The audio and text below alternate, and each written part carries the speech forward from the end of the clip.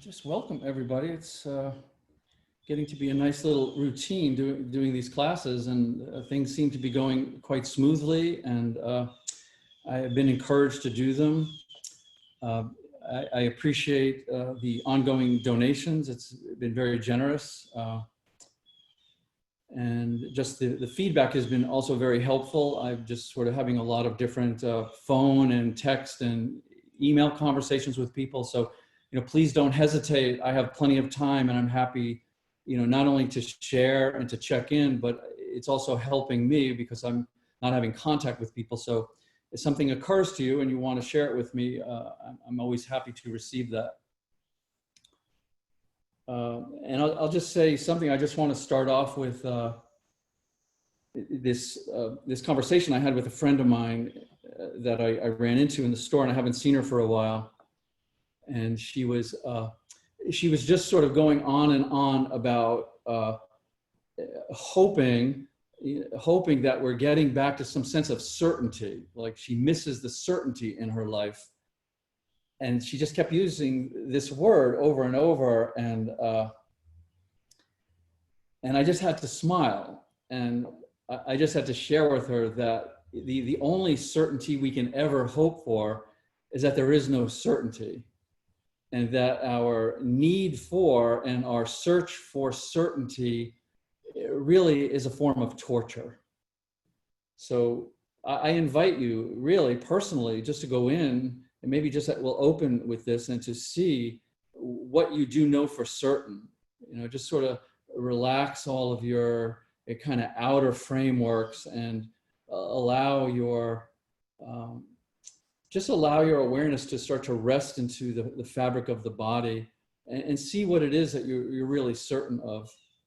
This is a great freedom. It's in many of the yoga scriptures. It is a great freedom when we can let go of this this manufactured need for certainty. So let's just sit with that quietly for a few moments.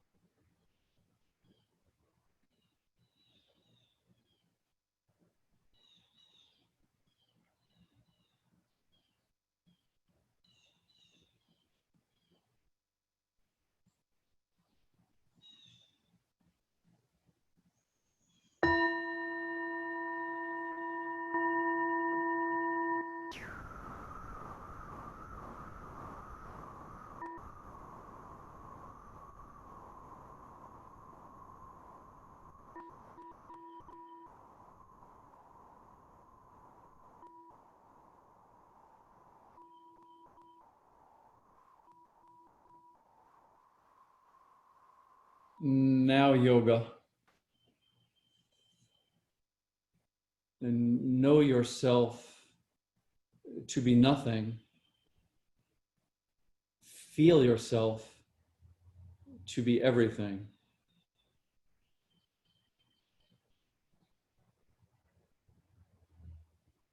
Know yourself to be nothing.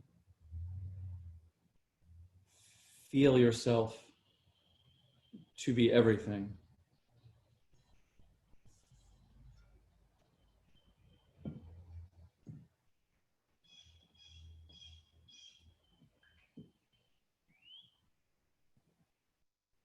So let's open the legs out, please. Just out in front of you. Stretch the knees and the feet.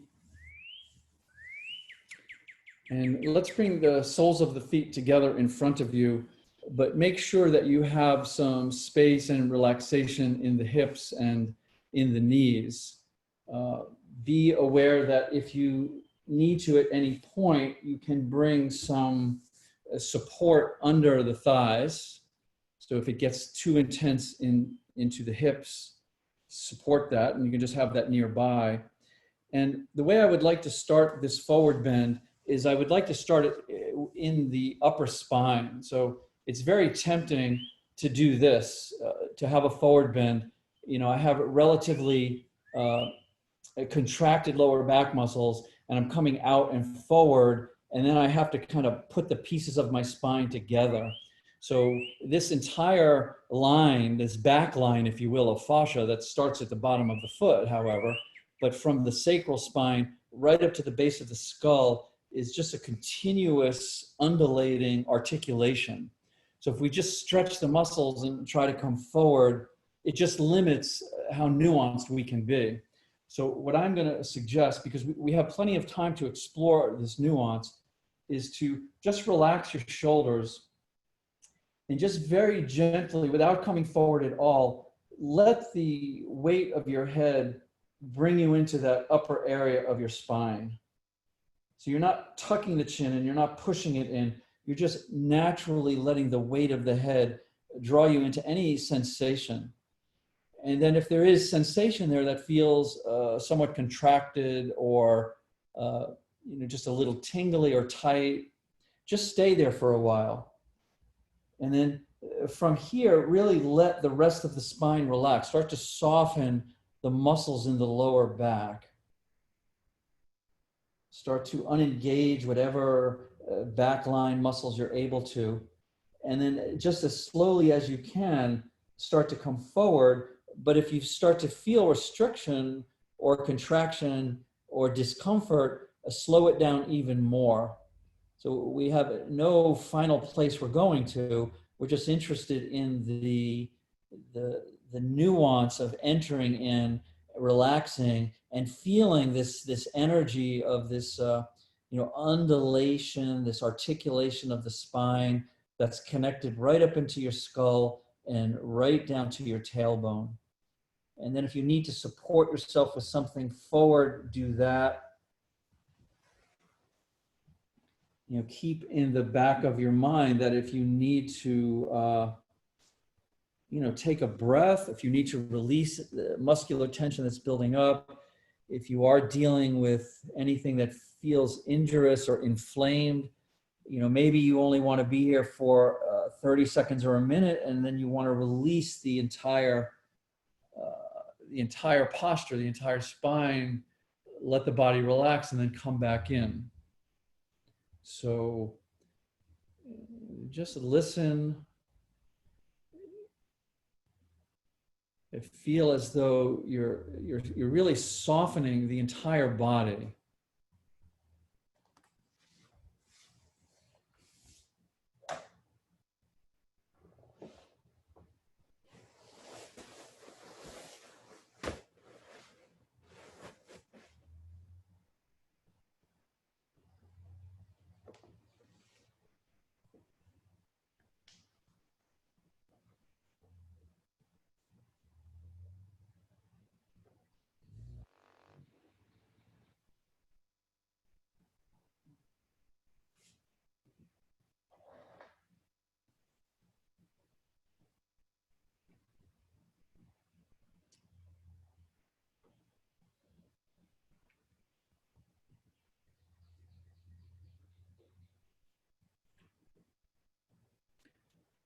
And I just want to mention this, especially I was talking a little bit about this with Thea and Christine before class, but this is really the protective foundation of this practice, whether it's a posture that seems, more awkward and inaccessible, or just this simple forward bend, because over time you'll notice, things in your body are starting to happen.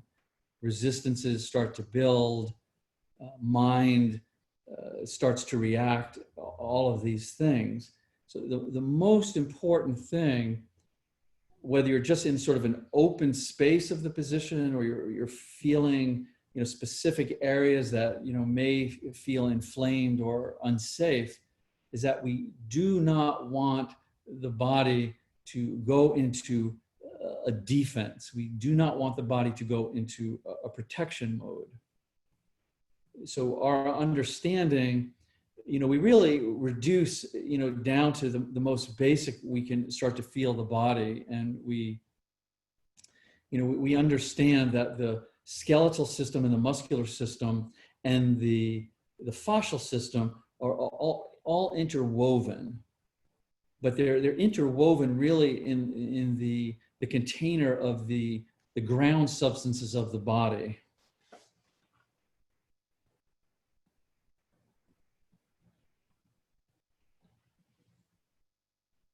And this is really, just to simplify that, that's just the water of the body. And this is where all the fibers in the cells are held.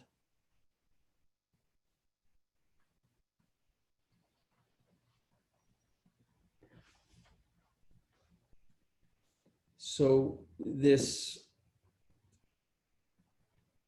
physical body that is then mostly water, let's think of it almost in terms of hydraulics, in pressure being pressure building and pressure releasing at the level of this fluid hydraulics, that there's certain rhythms that the body creates. There's a certain resonance when your body is healthy and flowing and open. All of these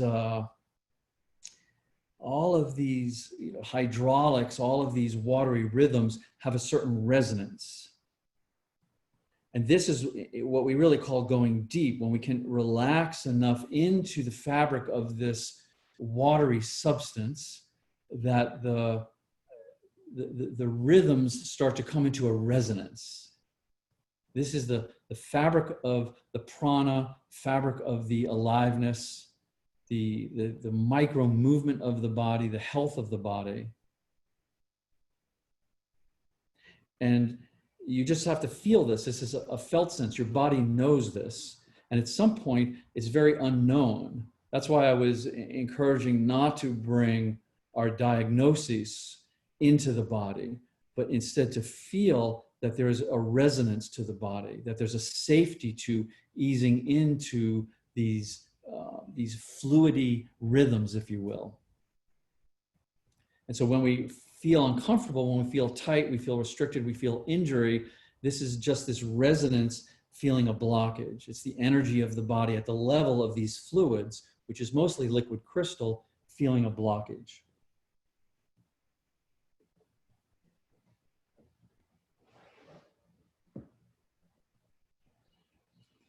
So we don't go deeper by pushing and pressing and thinking we're stretching. We go deeper by relaxing, keeping the body out of a defensive protection mode, and just sinking in, almost as if we're just drifting in this warm, safe water that is the body. Letting ourselves relax into the unknown.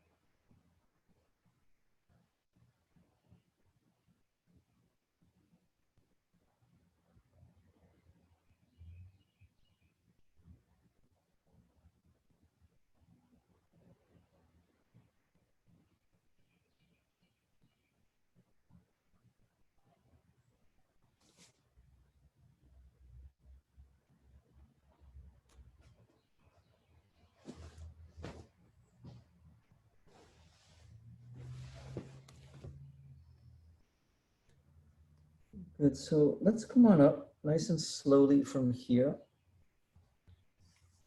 And you can open the legs out. And I'll show this with the large bolster. We're gonna come back and forward and back again. And I wanna say one thing about this. If you're using the bolster, one of the things that I explored today, since I've been feeling a little tweaky in my back, I'm discovering that the true yang to the yin yoga is really gardening.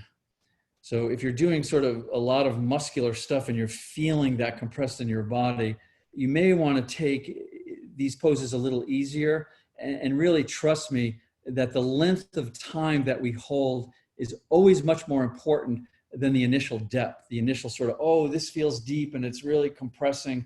We want to make sure that we, like I said when I was talking about the fluids, we can just let go, that there's no sense of defense. There's no sense of like, oh, I have to keep my eye on that little point there. So this is why we use the props creatively.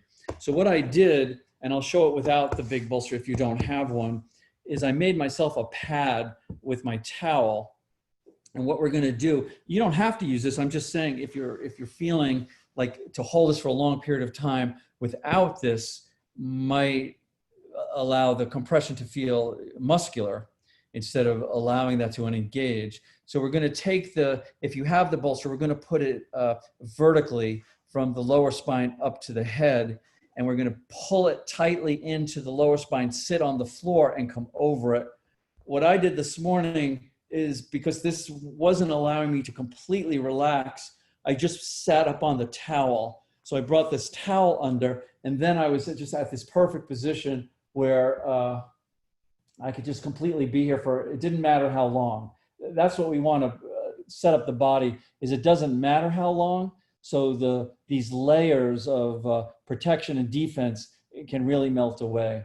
So use the bolster if you have it. You can also put something over your head. And if you don't have the bolster, then the important thing would be to make sure that the whole length of the body is supported. So I would put my, something so I'm supported in the lumbar area. So I'm just improvising here, but you can do the same. And then to make sure the body isn't in a deep arch, that it's supported. So the compression is primarily into the lumbar. Yeah, and so then with the secondary bolstering for my head, it's just the upper body is supported as well. So that's all you need to really know, is we'll have the buttocks on the floor for sure, some compression in the lower back, depending on how you're feeling, depending on how your skeleton is, and then support the upper body as well. So the legs can relax out and the arms can just relax to the side. So we're more interested in the length of time than the initial compression.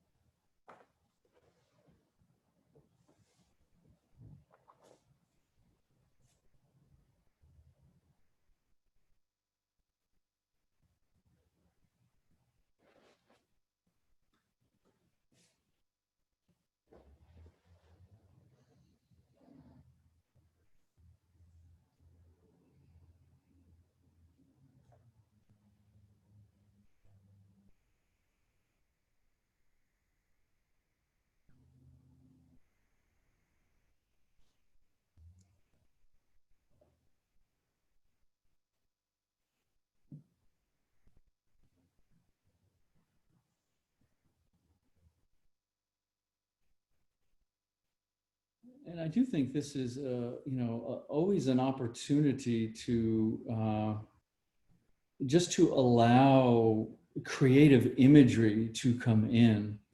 So instead of always having to think of the body as being so structured, words like skeleton and muscular system and connective system, to just start to visualize and feel that mostly we are a fluid system.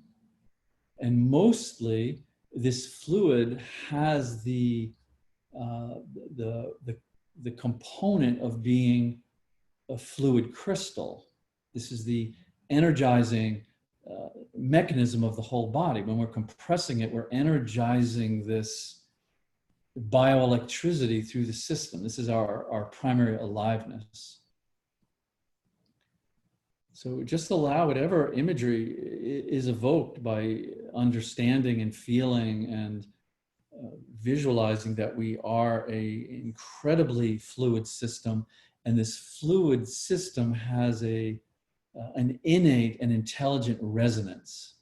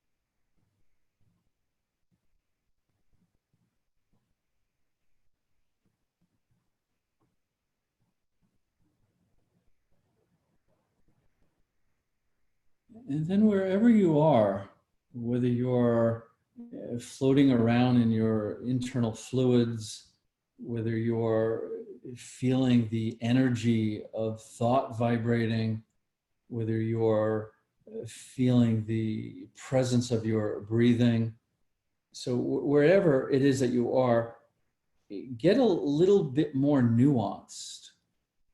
So this is the yin. The yin is always an invitation to go a little further, not stay at the surface, not stay with your habits and patterns. So get a little bit more nuanced, because everything is a doorway to something else, which becomes a doorway to something else. And it's never ending, because we're dealing not really with the physicality, with the energy of mind, with the breath, with the heart. Ultimately, we're dealing with consciousness. So whatever doorway is opening for you, we just become very, very sensitive and nuanced, and see that that doorway opens to yet another doorway. And just trust that. Just trust that your own innate wisdom will take you to exactly where you need to be.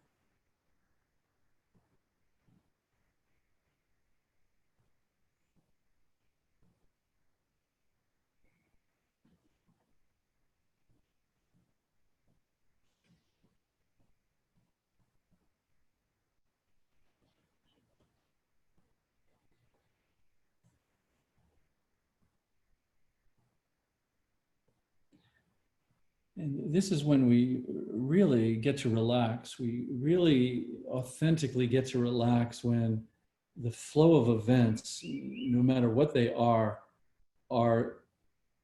just sufficient. We don't have to add or take away anything, that we just allow this sense of this unfolding. And we see that we have the great privilege to experience this unfolding, and we don't need to alter it in any way. This is the relaxation that all our healing really is initiated from.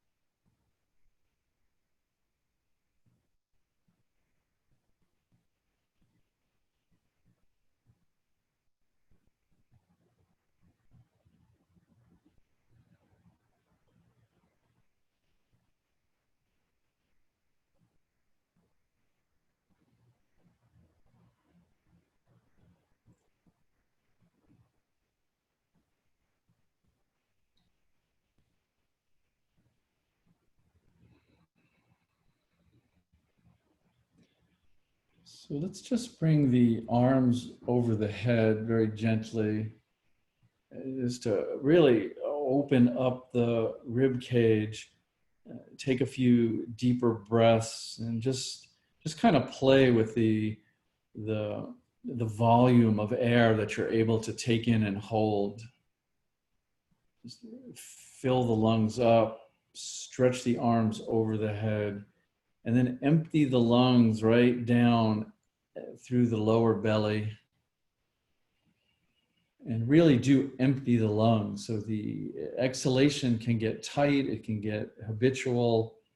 So we want to start to feel, the more we can, open up the movement and the flow of the respiratory diaphragm, it's just key to so many other, aspects of our health and well-being. So when that muscle, interesting complex muscle, the diaphragm gets tight, it just triggers a whole array of dysfunctions. And then you can put your feet on the floor and just roll off of this this support onto your side, and you can bring your knees up. We'll just stay curled up like this for a bit. You may want to put a little something under your head, because we're going to keep going here. So.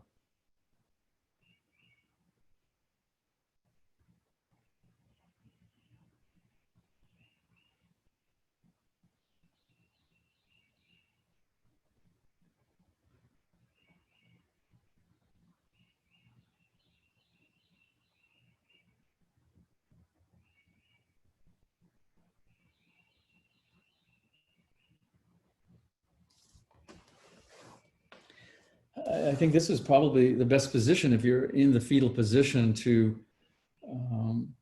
to let in and explore this opening image that I shared, that we can know that we are nothing and feel that we are everything. And I have a great suspicion that possibly this was our early state, as our consciousness still had this incredible purity to it before it started to hold certain, objective focuses that we came to see as ourself, to just be in this state of innocent openness where we could actually sense that, with no intellectual overlay, but just to know we are nothing and feel we are everything.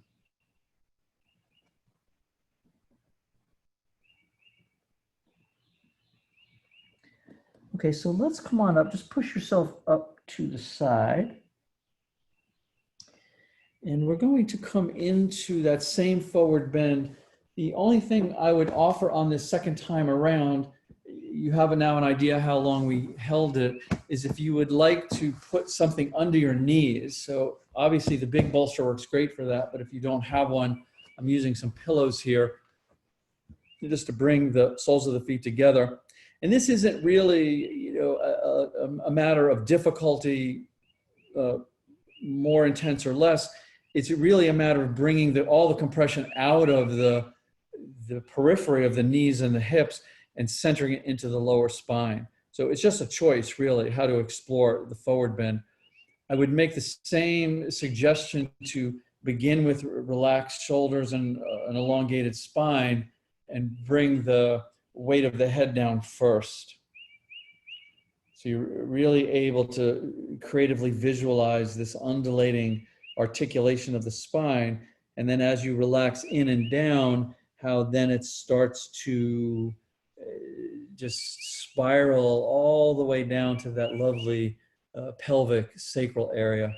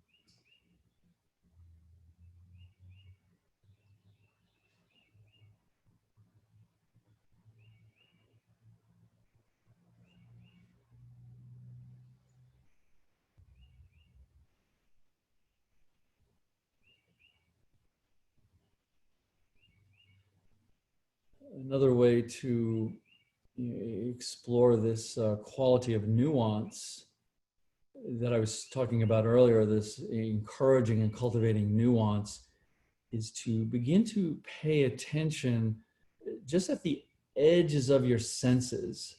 So we don't have to focus. We're not interested in focus. We're interested in relaxing. We're interested in softening.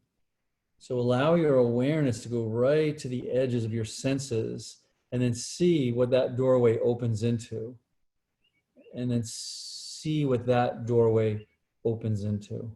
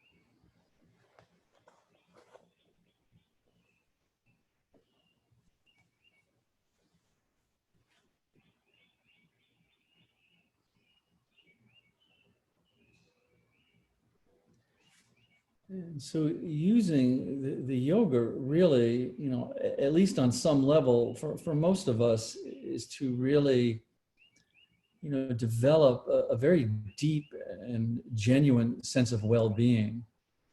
And foundational to this is learning to listen to our bodies directly. And it's very interesting, this process, because often we think this is some, advanced practice that we have to learn how to do. No, it's not. It's not advanced at all. We all knew this as babies and as children. Yes, when we were hungry, we cried. We know how to listen to our body. Unfortunately, most of us were taught not to. And I won't even go into, all of the examples of that. You know what I'm talking about. So we don't think of this as learning a new skill or something that is esoteric or mystical. This is innate. This is woven into the wisdom of who we are. This is the creative power that allows us to be sustained. So what we're really doing is we're backing off, we're relaxing from all of the intertwined and tangled habits of mind and body and heart that we were taught we didn't know how to listen.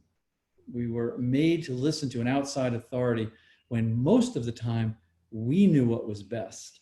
So how to listen to that is just an essential part of this moving in and moving out of the body, moving in and moving out of the mind, is listening with not with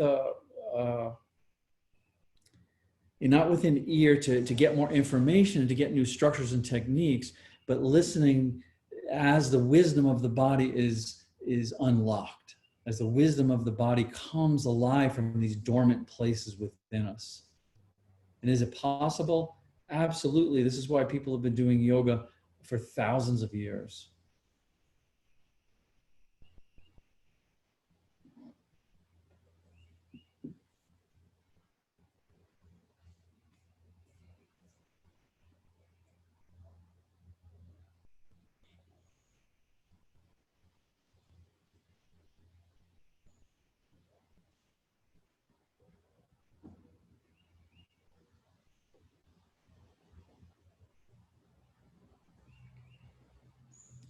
Another way of saying this is we have forgotten on such a fundamental level that we are part of nature. Nature knows how to flourish and to grow. It knows intuitively. The sun knows how to shine. So this is an intuitive awakening. This is an awakening of wisdom that is alive and vibrating in every fiber of your being.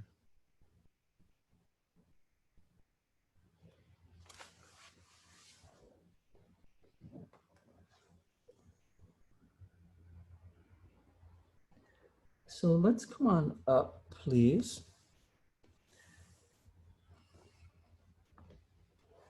And we're going to go back again. We're going to back to the garden. No, backward bend, yes. So we're gonna, if like before, we had a choice. If you have a big bolster, we'll use it. We had it vertically. We're now gonna put it horizontally.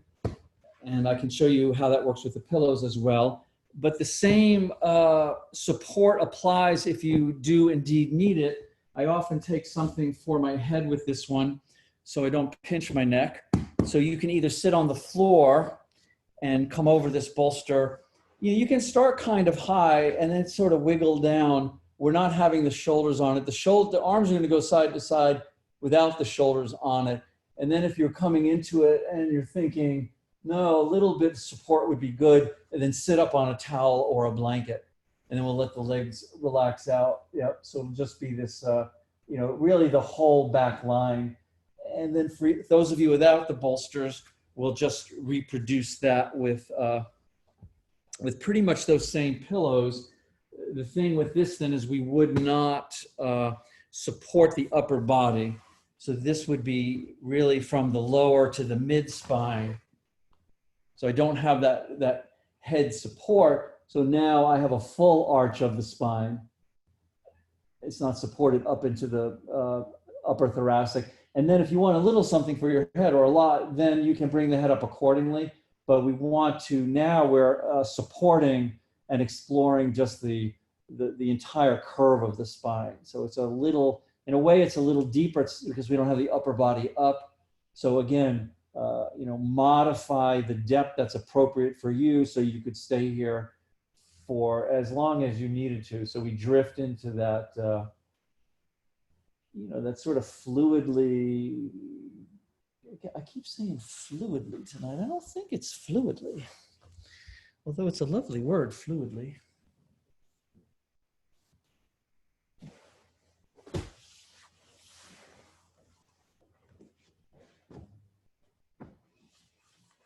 I think because in the last class I was talking about this, the use of language and how, whether it's my language or your internal dialogue, we're only using language in such a limited way because we're trying to point what's beyond the language.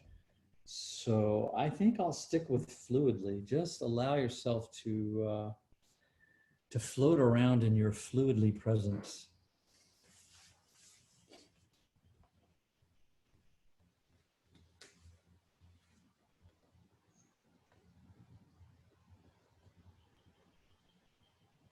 Kind of like inconceivable, huh? Like, I don't think that means what you think it means.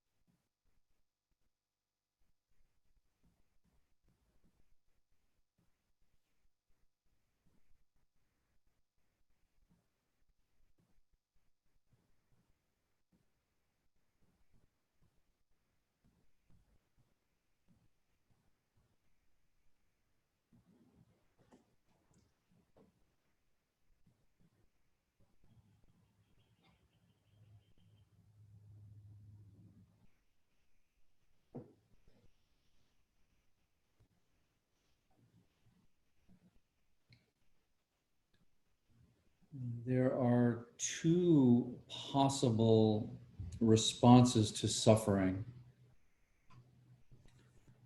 One is to go outwards, seeking relief in an object, a substance, an activity, a relationship, a state.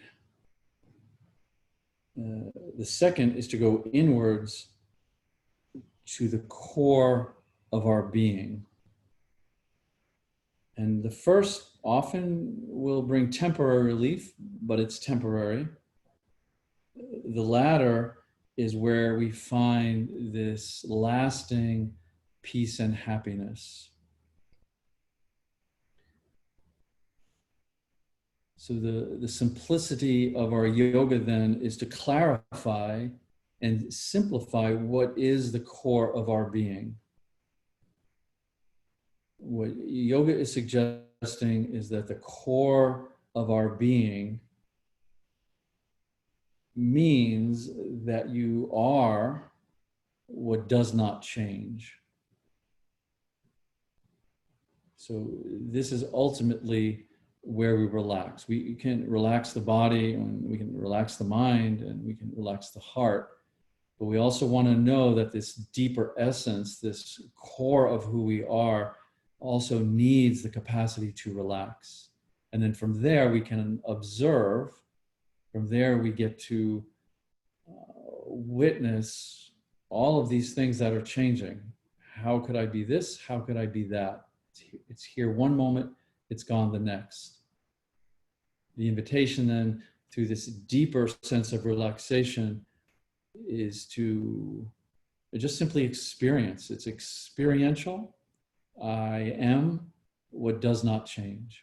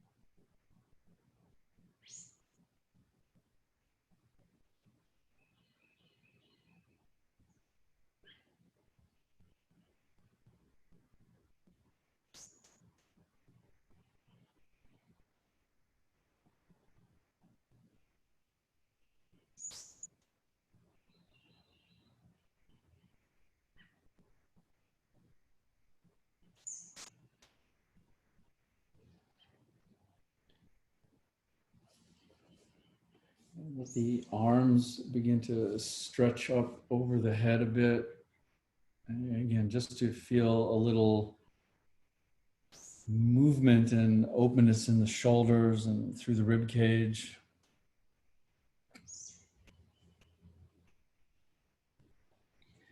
You may want to deepen the breath a bit and see if you can feel this this connection, especially when we come out of a compressive hold along the spine. What I'm saying that the spine is undulating, and it's got these lovely necessary curves, and it's an articulation as well. So we want to feel that as we stretch the arms and breathe, let the breath spiral up and down the spine, have some movement. These sensations of transition just as interesting and just as much part of our exploration as being deep in the quietness of the pose. And then when you're ready, you can put the feet on the floor. And I always like to have a choice here to either bring the pelvis up onto the bolster. This is a nice gradual way to release. You could also roll side to side on your ribs and have a little movement there, or just completely roll off. But once you're off and out of the pose, we will take a rest. So a little bit longer rest now that we're done with this forward and back. So just make yourself comfortable, and we'll do that.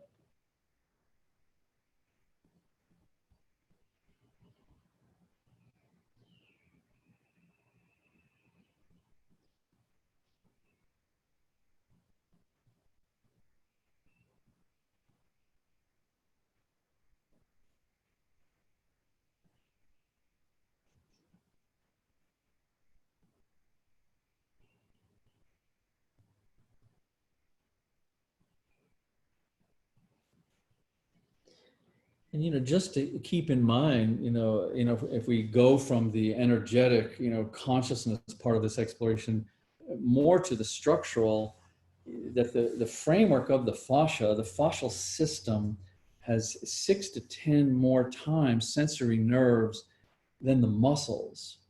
So I know that it's very tempting to think that this stiffness and this achiness and it's very common, like my muscles are sore, my muscles hurt. But it's this fascial envelope. It's the way that this fluid system begins to dehydrate, and it slows down this resonance of the flow of the fluids of the body. So it's very much a layering. It's very interesting to explore if we're going to, and it's a lovely thing to do. I'm not just saying when we come into a pose and we need to, meditate on the ethereal. Very often we want to have contact with the fabric of the body, with the anatomy of the body. So the skeletal system is unique to you, the muscular system, and then this equally important fascial system that weaves and holds everything together. So I guess what I'm saying is that when we feel something, not to assume we know what it is, not to assume, oh, this is a skeletal misalignment, or this is a muscular tightness, or this is a ligamental, just to feel the pulsation of the whole body, the whole fabric of the body.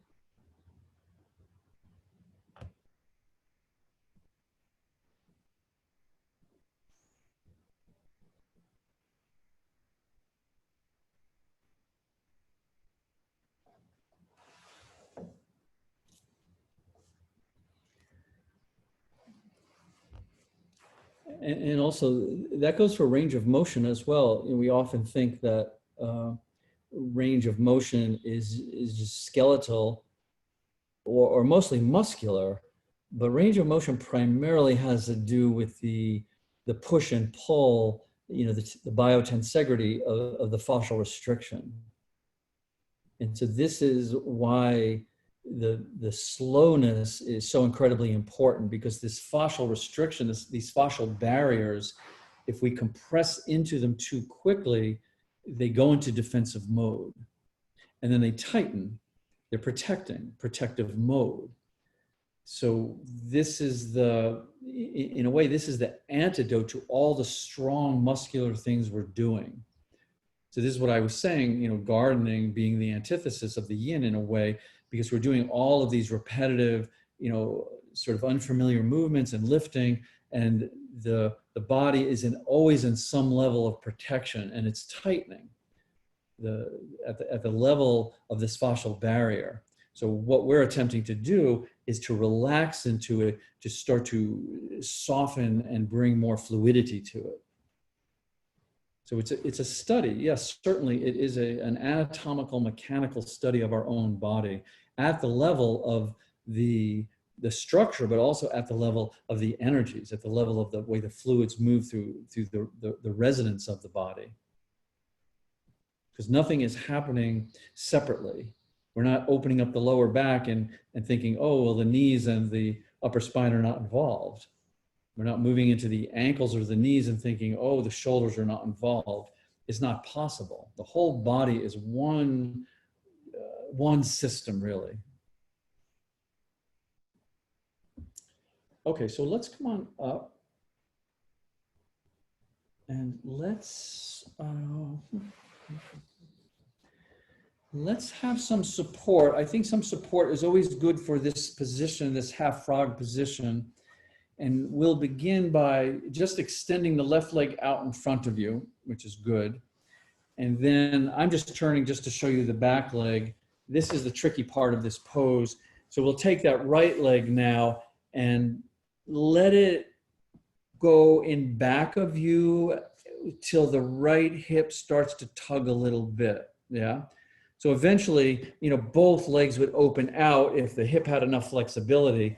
So we're not keeping it in. This would just internally rotate that right hip. We want to externally rotate and open it and tug, but certainly don't force it, because we now are coming into a very unfamiliar part of the hamstring. So you'll feel this restriction here as well. For most of us, when the hips are a little out of a line, it's going to allow us to go over to the left. It sort of pushes to the left. So this is where you use the bolstering.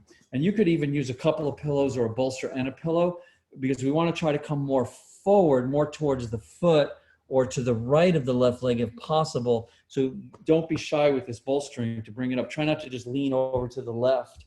If you need the bolster on the inside of the leg, you could also use it there, especially that left hamstring area.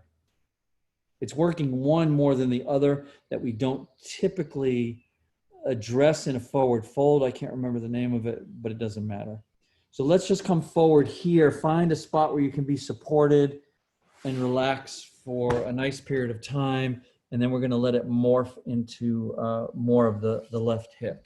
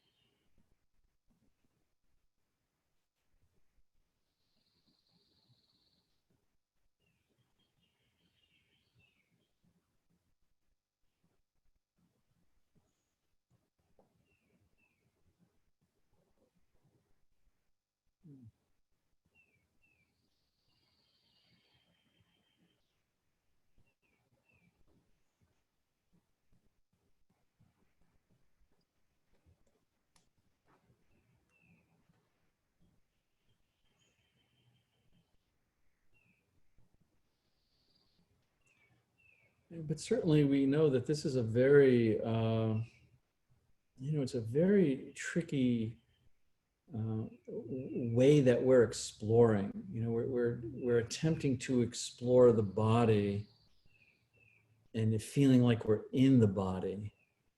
But the body and the one who is exploring it are really the same thing. And we, before we are able to really start to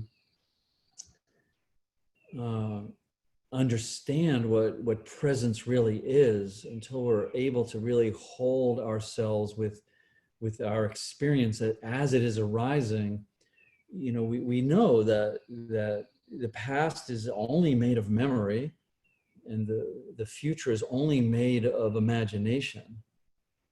And both of these only exist in the realm of thought. And we know that these thoughts are highly conditioned and highly programmed. So part of the slowness and part of the contemplative nature of approaching your body this way is to really cultivate this sense of direct presence, this direct awareness of your experience, because this is how the body is intelligent. It's intelligent right now. Like I said, the memory and the imagination are happening in the realm of thought. The body itself is experiencing something right now. And it's this nowness that's very important.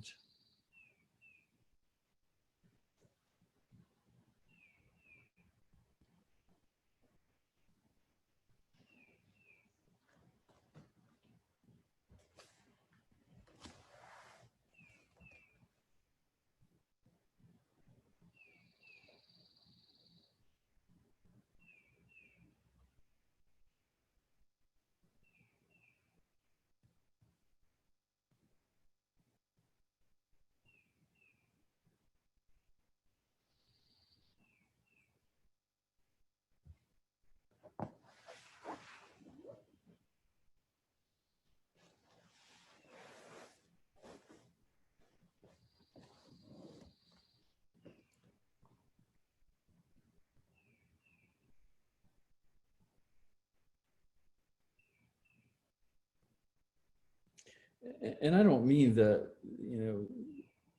now is important because it has anything, special about it. We can't really pin nowness down. I mean, it's important because that's the only thing that's happening.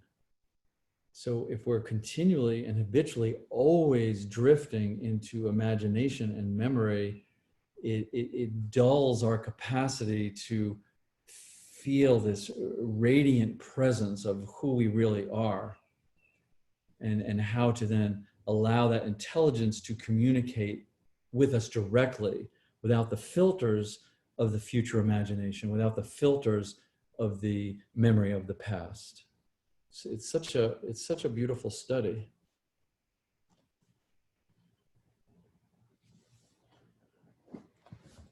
Okay, so let us come up from here.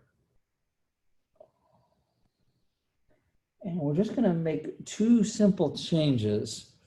So you have that left leg extended out straight.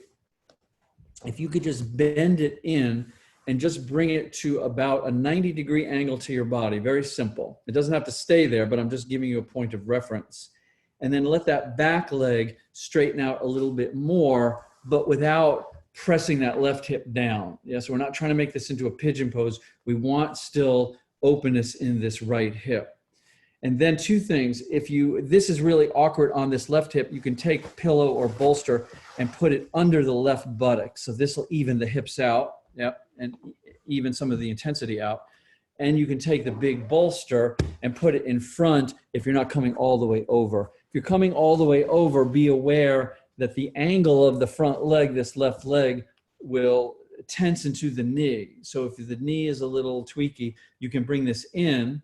This takes a lot of the compression out. You can keep it at 90 degrees. For my knee, this is fine. If I wanted more compression, I would bring it above 90 and come into this. But no reason to do that unless you know that's where you want to go.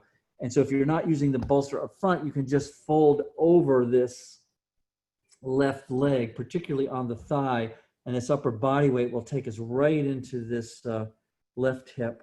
And then let that back leg be, very intuitive and where it needs to be. Again, don't come into where you think it's supposed to be. Not supposed to be anywhere. It's just a general suggestion.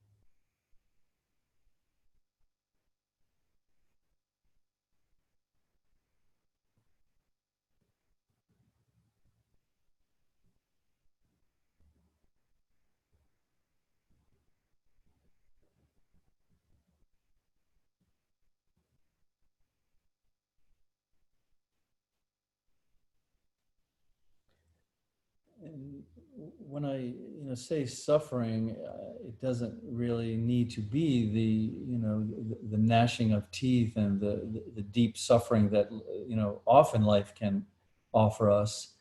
In these poses, it can sometimes just be a very uncomfortable, almost agonizing feeling of the body. It can be, even just a slight irritation of the mind.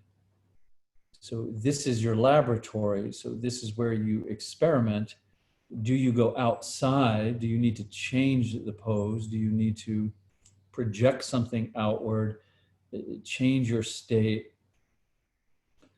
Or are you able to explore going into the core of your being to relax and to see that whatever it is that is allowing you to suffer, is triggering the irritation, is going to change very soon?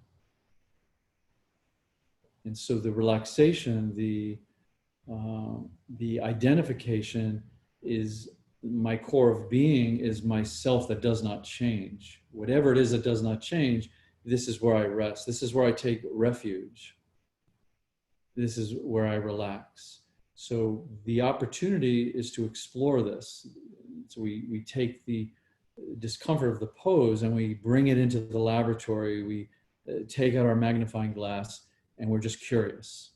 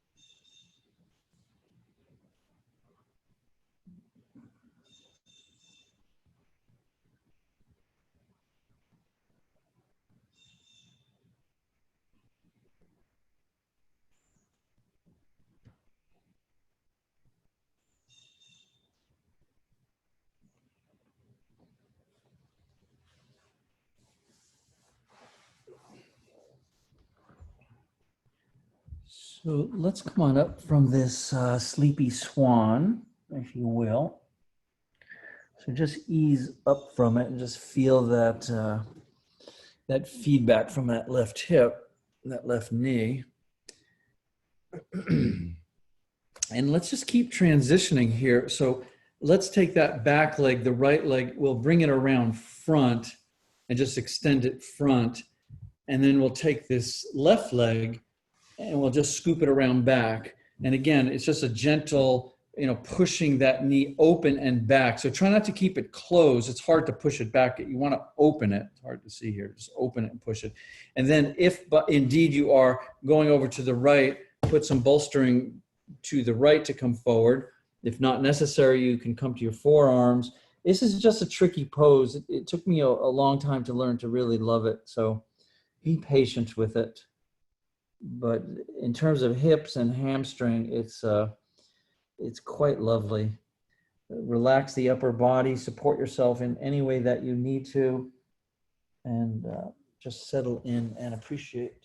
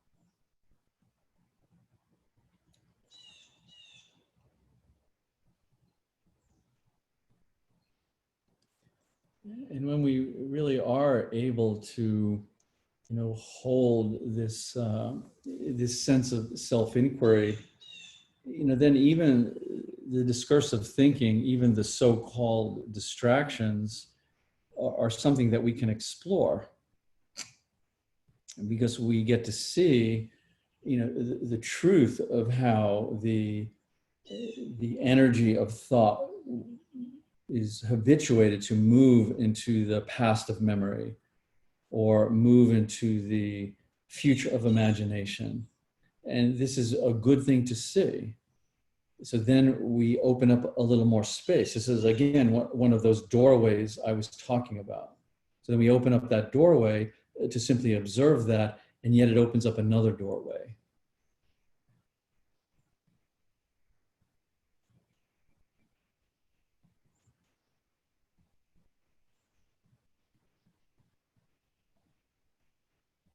So the capacity for us to sit with ourselves with no judgment, with no expectation, and even more than that, even just a sense of contentment, a sense of, at some level, at the level of my, my vibrational consciousness, everything is absolutely fine.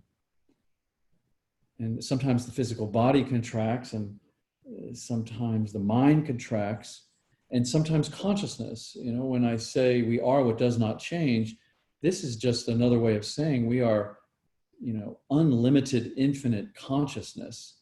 And that will then contract into what we consider ourself. And the trick is how to loosen up and not take these identity fixations so seriously, and how to have time to relax back into this ocean of consciousness. This is why, dreamless sleep is so powerful, because we get to relax back into this consciousness without identity.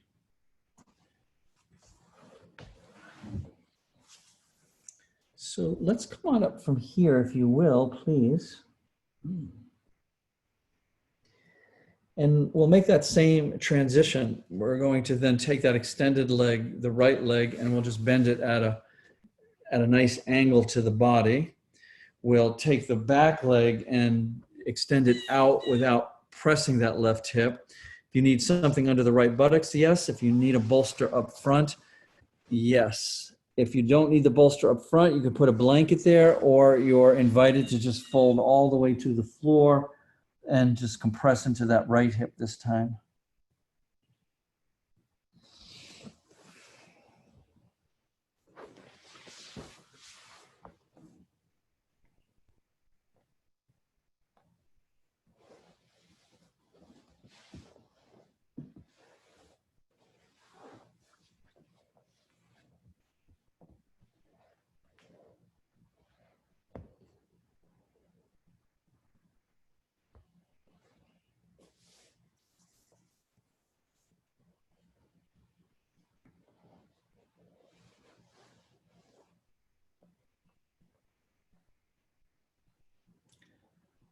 So let me just say that again. Sometimes these things just slip out and slip by, and I think this is worthy of contemplating. So when I use the word consciousness, you can replace that word with whatever you would like, whatever imagery is the most expansive. We could call it the universe, cosmic consciousness, pure awareness, divine presence. It's just the energetic presence of life without form, without boundary. And so what I'm suggesting is all we really are in our mind and our body and our heart is a contraction of that open, infinite, expansive consciousness. So just as our cells are contracting and expanding, just as our lungs are contracting and expanding, just as our physical heart is contracting and expanding, so are we, as we know ourselves to be these identities and personas and separate minds, separate individual. We are not. We are simply contracting from a universal cosmic presence, and expanding back into it. So letting go, then part of the yoga is how do we safely let go of some of these ways that we fixate on our identity, because they're changing anyway.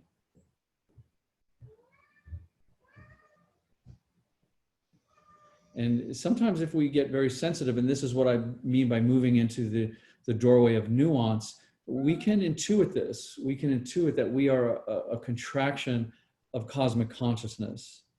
And this is the relaxation. This is the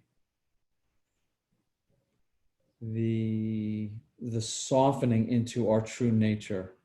What was I calling it earlier? The core of our being.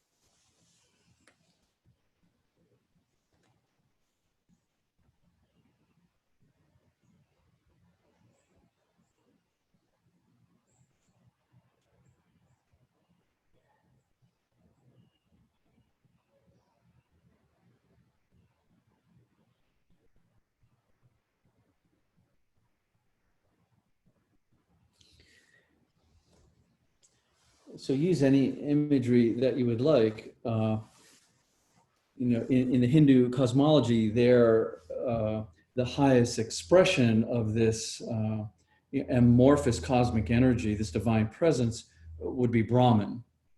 And so in the stories of the Vedas, Brahman is this expansive oneness, but just being one with nothing else, the story goes, he gets bored.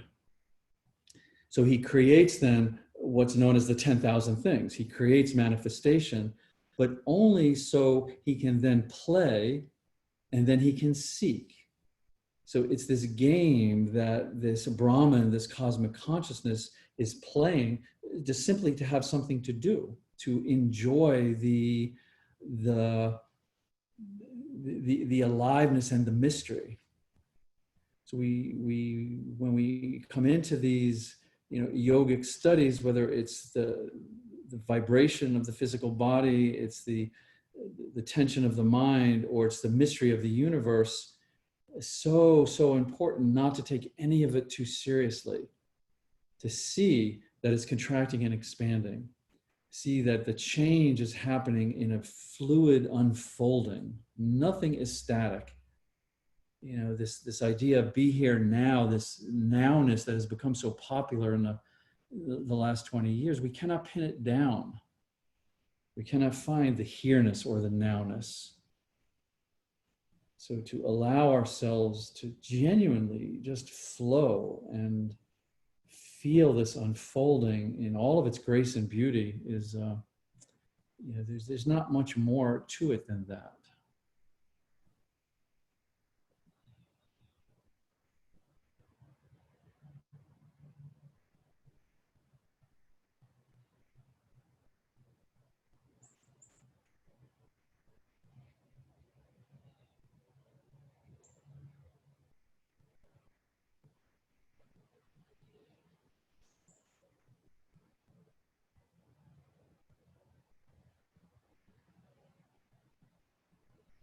So let's come on up from here, if you will. And again, you can bring that back leg once you've worked your way up, bring it around, and let's come into a comfortable position and we will take a rest.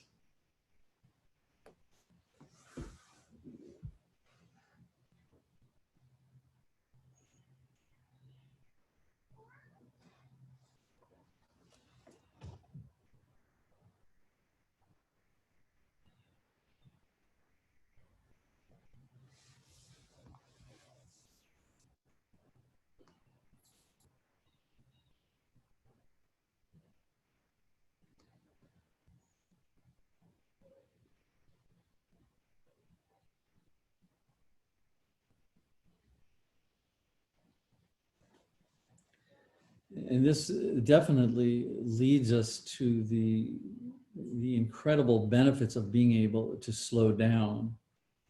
So when I talk about the nuance and a doorway opening into a doorway and opening into another doorway and there's no end, I don't simply mean when we're in a structure of a pose and our attention is being drawn to something specifically. Is certainly that's an opportunity, but I'm talking about any experience that you're having. So instead of having to label something boring or mundane or uninteresting, allow that sense of experiencing to become incredibly nuanced and see what is there. And see how the mind can superimpose a label on something so quickly. And then, well, that's mundane, that's not interesting. But if we allow ourselves to cultivate a profound sense of nuance, then whatever it is we're observing or thinking about or experiencing, a doorway will open and a doorway will open and a doorway will open. And it just becomes, life then becomes mystical. The mundane becomes mystical and the mystical becomes mundane.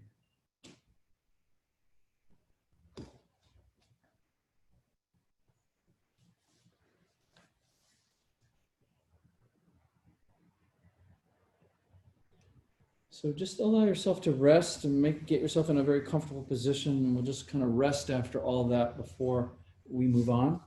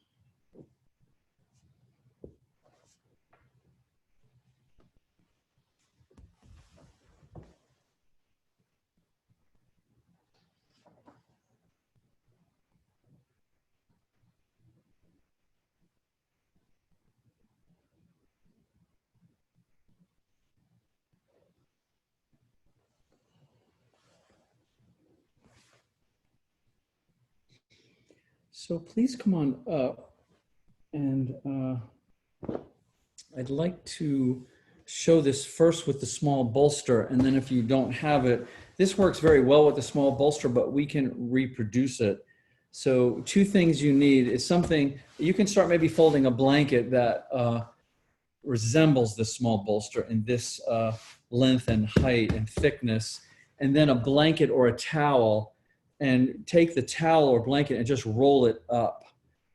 Yeah, so we're gonna just get nice and cozy in the lumbar spine. So we're gonna take that roll, and then we're gonna take your either approximation or the small bolster and just put it over the end of it. So it elevates that bolster, and then this is where we're gonna place the lumbar curve. Also for this, I like to have something under my neck for this most of the time, especially if I just want to have more concentration in the lumbar and not put a pressure on the upper spine. So again, you could use a blanket over the towel, or yeah, blanket works best if you fold it up. And then we're gonna sit on the floor, and this whole length of the long bolster is going to go vertically from the lower spine up to the base of the skull, and keep the buttocks on the floor and just snuggle in. If you happen to make your roll a little too high and it's too much, then just unroll it, obviously. So then you can kind of settle into it. See, for me, that's just a little too much. So I just unroll it a few inches, and then I can put it over, and that will be much better. Let's see. Oh yes, it's like magic. That's perfect. So I have the buttocks on the floor. I have this curve up into my lumbar area. I could choose to leave my head here, but it's just a little distracting, really. And I want everything to just sort of seep and absorb into this lumbar area. So we're being very specific with this bolstering. So I'm just going to take my blanket and just put it under my head, and that's perfect. Again, so we could just stay here for a very long time, which I know it often seems like it is a very long time. And then legs relax out, arms relax out to the side, and we'll just let it seep in.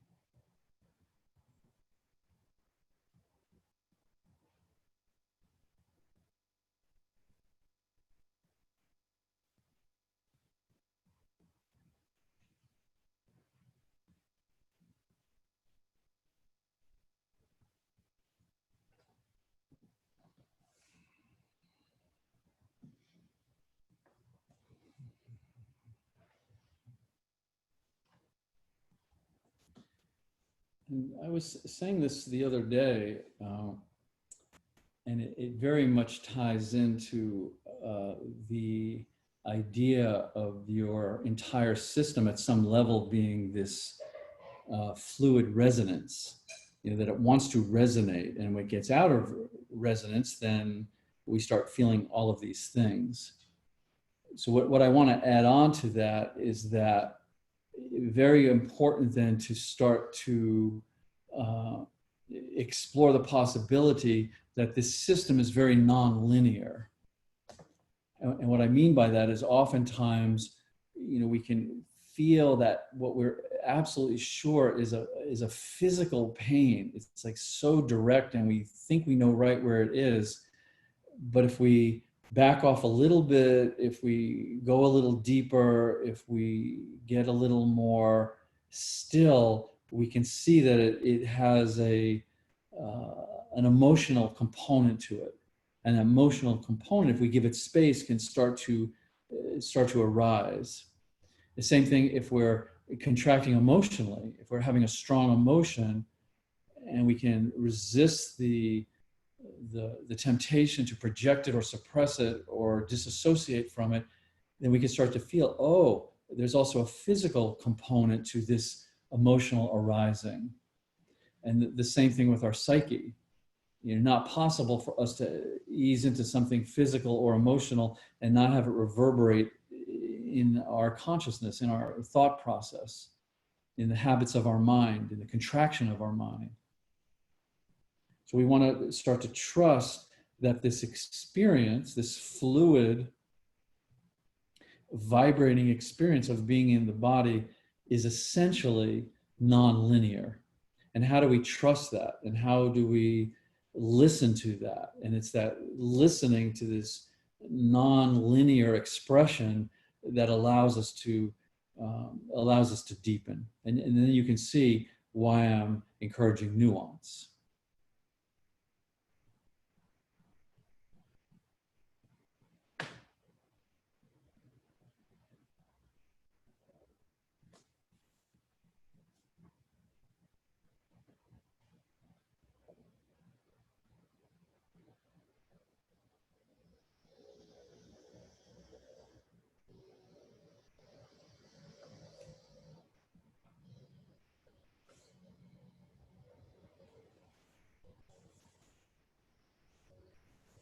And furthermore, this is why we need to have our own individual balance and a sense of deep trust in this intelligence, because often, continually listening to opinions and judgments and facts and statistics and diagnosis, it just becomes noise at some point and not the truth.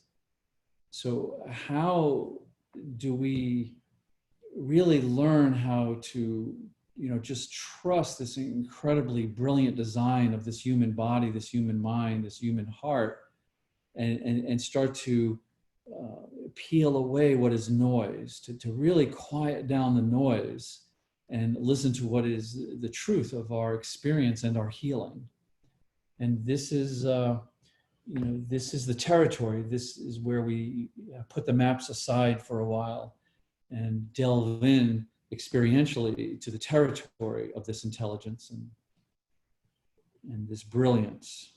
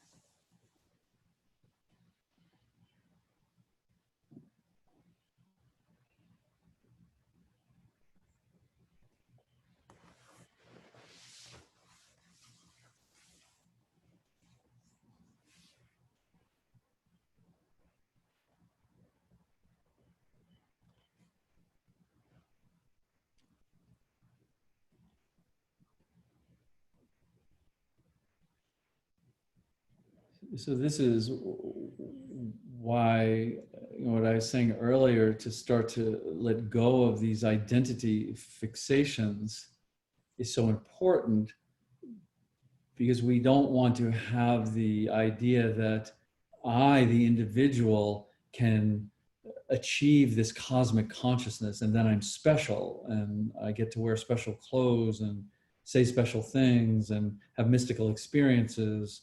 No, no, no. What we want to realize is that the cosmic consciousness is embedded within every cell of your body, that you are cosmic consciousness at an organic level, at the level of the life force that is coming into you as you breathe, the cosmic consciousness that is coming into you as intelligence of the mind,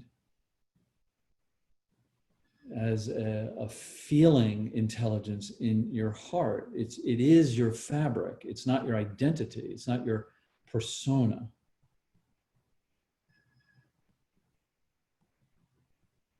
And this is what we attempt to connect with. We sit very humbly and very quietly and just feel this presence of cosmic consciousness that is the reason we're here, the reason we're alive. We've contracted from that into this individual. But parts of us, the deeper fabric, know we are certainly not this individual. We are the whole.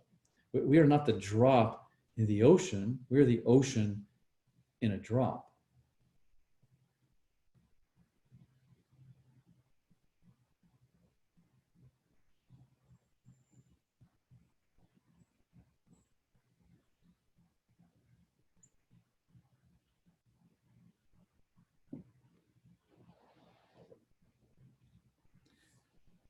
So let's begin to stir a little bit. This is another release where sometimes it's very nice to put the feet on the floor so they're stable and elevate the pelvis a bit and get it back up onto this bolstering.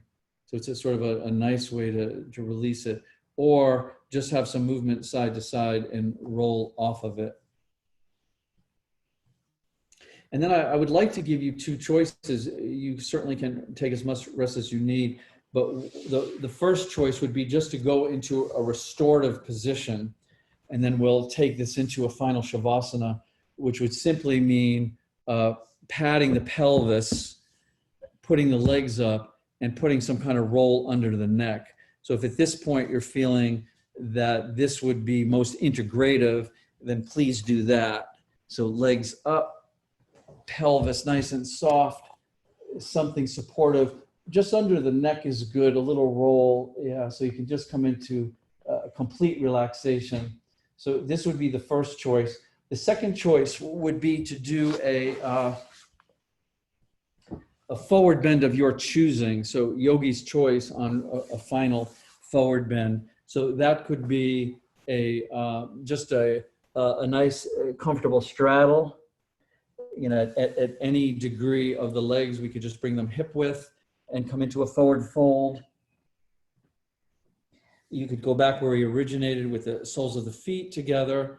You could turn that into an open square, a closed square, foot into the hip square, and come into a forward fold. You could, I wouldn't do a half.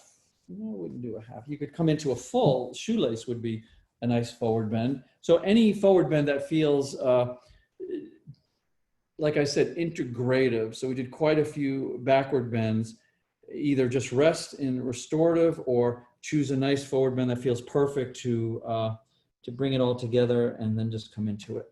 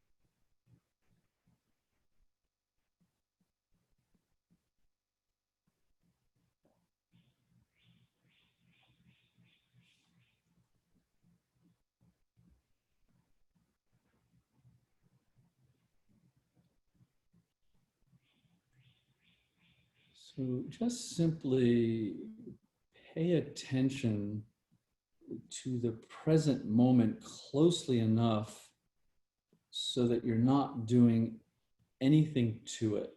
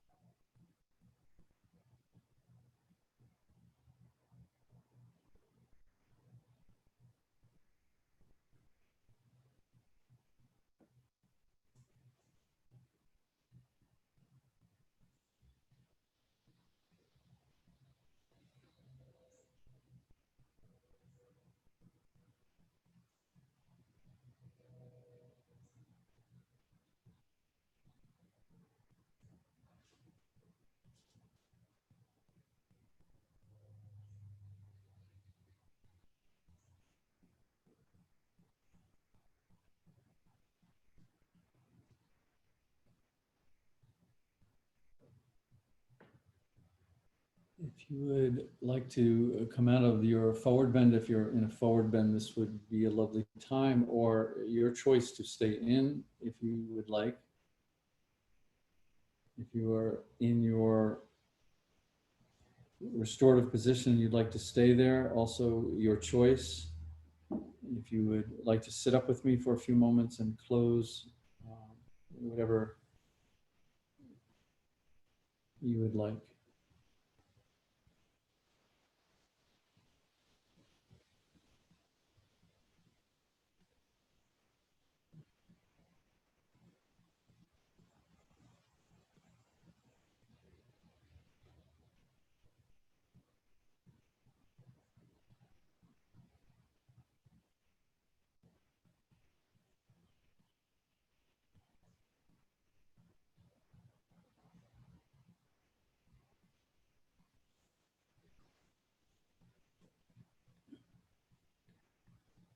Know yourself as nothing. Feel yourself as everything.